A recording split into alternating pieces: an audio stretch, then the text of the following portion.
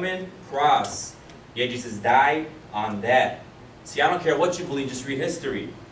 It's a historical fact. So the questions we have to ask, what will you do with this man of misery? 6 hours on a piece of wood? And see how it completely changed history. But see, we pimped Jesus out, we made the sacrifice foolery. Like, oh, I'll just go to church on Easter and make the cross nice jewelry. But see, the cross wasn't a symbol of faith. It was a symbol of death. I mean, imagine if someone had an electric chair hanging around their neck. So the question we have to ask, what was different about that man that day?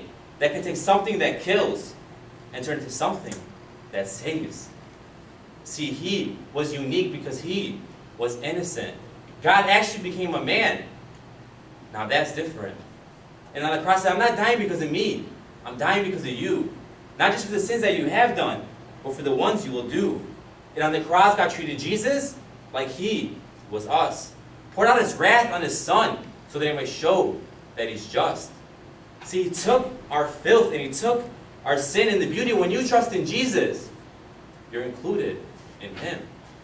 But first, walk with me what it must have been like that night when the Son of God looked like he lost the fight.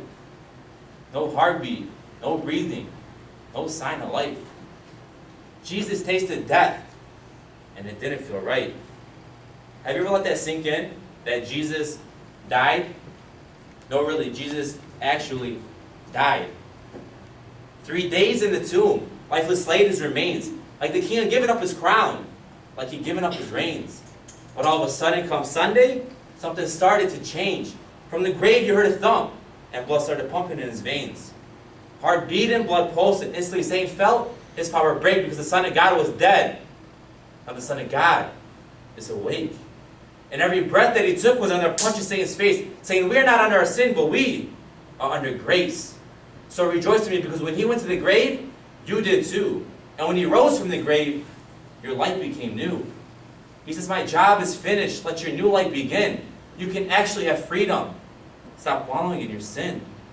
You see the chains that have been broken? The stones have been rolled away. God doesn't have a future. You. He actually loves you today. So you're clean. You're spotless. The curse has been squashed. That's what baptism is. It's just showing you've been washed.